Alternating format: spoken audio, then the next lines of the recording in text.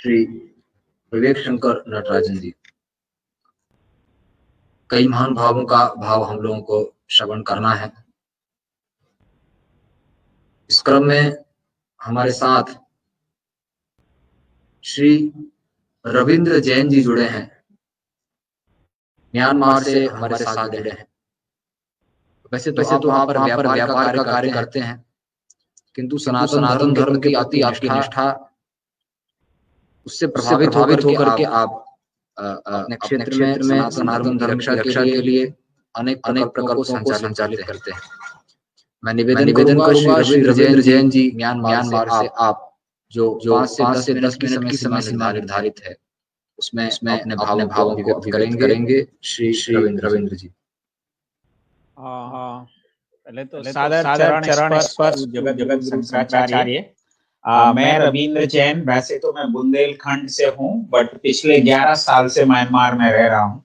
और आप सबको पता ही होगा कि म्यांमार में बहुत सारे अपने सनातन धर्मी हैं, लगभग 2.3 मिलियन, और उसमें लगभग 10,000 के करीब तो हम NRI हैं, और बाकी सब म्यांमार में कोई इंडियन ओरिजिन के लोग हैं, बट वो म्यांमार में रहते हैं।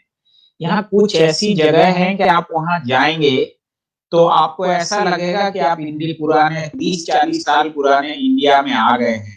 जिस तरह से वो हमारे हिंदू धर्म, सनातन धर्म के त्योहार मनाते हैं, जिस तरह से वो मिल बैठ के खाना खाते हैं, जैसे पत्तल में खाते हैं, और यहाँ वो भंडारा करते हैं, जो कि हम अपने देश में ही भूल गए, जो मैंने इंडिया में पहले कभी नहीं किया था, जो आके हमने यहाँ किया, क्योंकि यहाँ के लोग अभी भी अपनी जड़ों से जुड़े हुए हैं।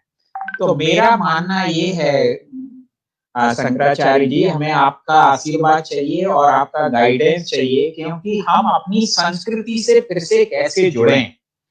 हो क्या रहा है, जो मैंने देखा है कि केवल ये हम NRI का में प्रॉब्लम नहीं है, ये सब प्रॉब्लम भारतीयों में है, स्पेशली मिडिल क्लास में, कि अभी हम अधकचरा लोग हो गए हैं। ना तो हम अंग्रेजी बोलते हैं, ना हम हिंदी बोलते हैं, और ना तो हम बर्थडे मनाने लग गए।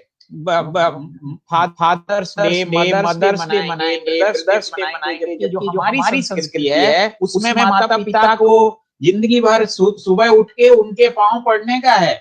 जैसे यहाँ मेरी वाइफ है, उसने हमारे दोनों बेटे हैं, वो सुबह उठ के सबसे पहले हम माँ बाप के पांव पड़ते हैं और माँ की सेवा करते हैं रोजाना, जो कि संस्कार दिए। तो जब मैं इंडिया जाता हूँ साल 2 साल में, तो मेरा भांजा और बाकी हमारे जो रिलेटिव होते हैं, वो बोलते हैं, अरे तुम्हारे बच्चे तो विदेश में रहते हैं, तो अभी ये सब आपने संस्कार दिए हैं। जबकि हमारी संस्कृति इतनी अच्छी है कि अब दुनिया उसी को हमसे फॉलो कर रही है, लेकिन हमें इतने साल की जो हमारी गुलामी रही है, पहले मुगलों से और पिछले 200 साल में अंग्रेजों से, तो अभी हमको हर चीज को रीपैक करने की आदत हो गई है। अभी आपको पता ही होगा, अभी एक बिकॉज मेरा जो फील्ड है वो मेडिकल का फील्ड है, उसमें हमारा मेडिकल टूरिज्म का काम है, और लोगों की जिंदगी अच्छी कैसे रहे उसमें हम रोजाना लोगों से मिलते हैं। तो उसमें क्या हो रहा है कि अभी एक कंपनी है ऑस्ट्रेलियन, वो अपनी चारपाई लॉन्च कर रहे हैं पेटेंट करा के, कि अगर आप चारपाई पे सोएंगे तो आपको लो बैक पेन नहीं होगा।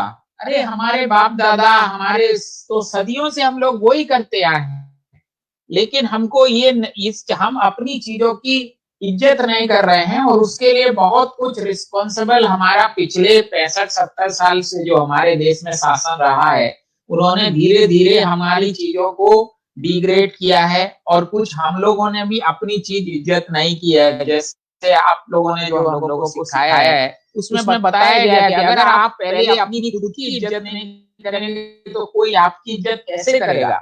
जब तक हमें अपने आप में भारतीय होने में फख्र नहीं होगा, तब तक कोई हमारी इज्जत नहीं करेगा।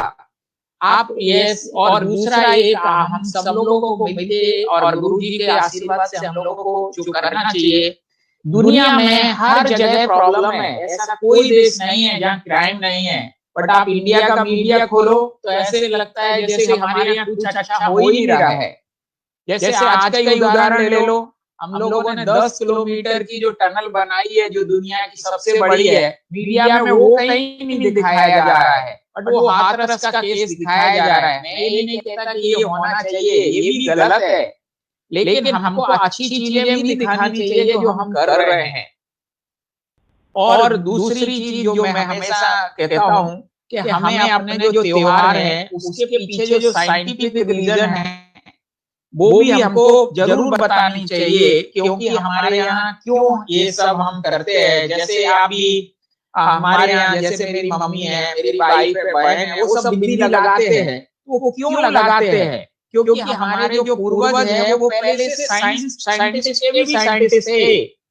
क्योंकि ये जो पॉइंट होता है जब बिंदी लगाते हैं वो सबसे ज्यादा इम्पोर्टेंट है। उससे मैग्नेट, उसका उन्होंने हर चीज से रिलेशन बनाया हुआ था। जैसे हमारे यहाँ एक और चीज जो मैंने देखी है, हम लोग जब छोटे थे, गांव में रहते थे, तो हमारा घर के जो दरवाजे थे वो छोटे होते थे, जिससे कि हम झुकना सीखे। जैसे जैसे हम बड़े होते गए, थोड़ा हम लोगों के पास पैसा आता गया, तो हम लोगों ने दरवाजे बहुत बड़े कर दिए। तो अभी हमने झुकना सीखा ही नहीं है, अब हम झुकते नहीं है, और जो झुकता नहीं है वो टूटता जल्दी है। अगर आप झुकोगे तो आप टूटोगे नहीं, सीधे रहोगे तो आप बहुत जल्दी टूट जाओगे। इसलिए हमको भारतीय संस्कृति को और अपना हिंदू राष्ट्र संघ अभिदेश चलाना है, तो हमें अपनी पुरानी चीजों पे वापस आना है।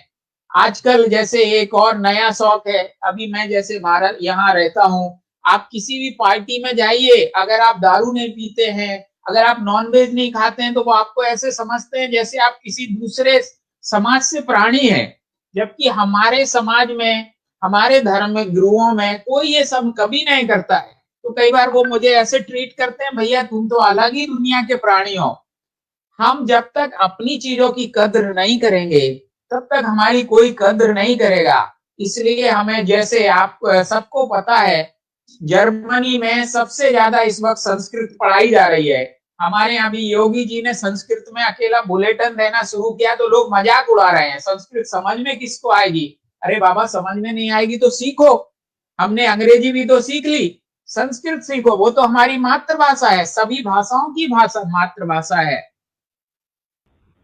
तो यहाँ बहुत अच्छा काम हो रहा है। यहाँ हम लोग जितना, और मैं एक इंडिया न्यूज चैनल के लिए भी काम करता हूँ वॉलंटियरली, तो यहाँ जो अच्छी चीजें हो रही हैं उसको हम दुनिया में बताते हैं। क्योंकि जब मैं 11 साल पहले आया और मेरी पहली नौकरी यहाँ लगी, तब मुझे ही नहीं मालूम था कि बर्मा क्या होता है। सिर्फ एक ही चीज पता थी कि मेरे पिया गए रंगून, बस वही गाना मालूम था, इसके अलावा कुछ नहीं मालूम था। हमारे पड़ोस में इतना सुंदर जगह है, इतने सारे अच्छे लोग हैं यहाँ के, और इतने सारे यहाँ लोग हैं, उनको वो ऑलरेडी सारे